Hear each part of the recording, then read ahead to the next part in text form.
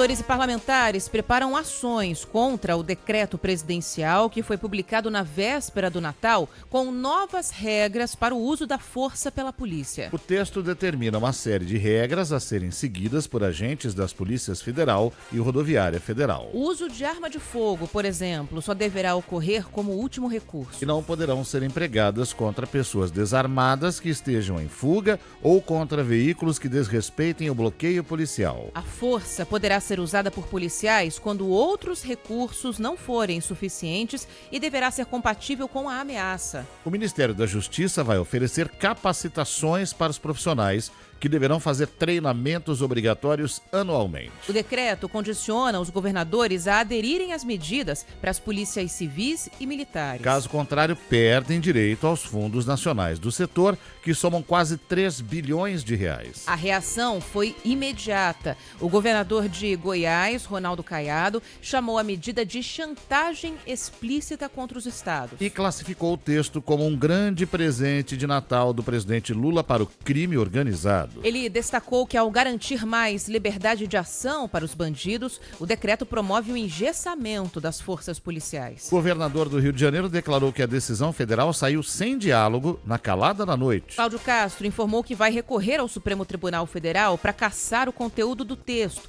de acordo com ele, inconstitucional. O Planalto não respondeu.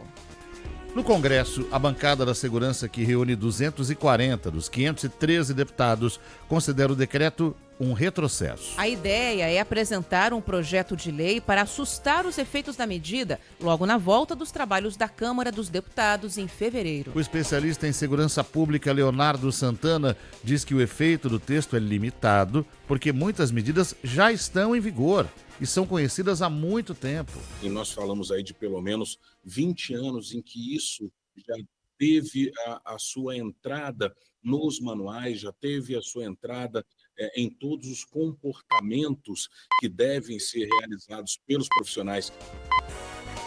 Para o advogado especialista em direito constitucional, Ariel Uarian, o assunto certamente será decidido pelo STF. Mas ele adianta que não repassar o dinheiro dos fundos nacionais aos estados é algo complicado do ponto de vista constitucional.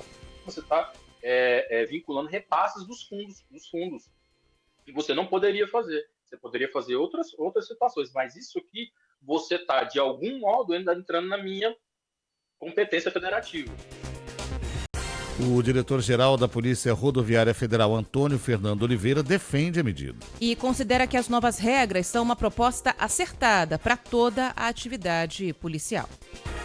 Bandeirantes 715.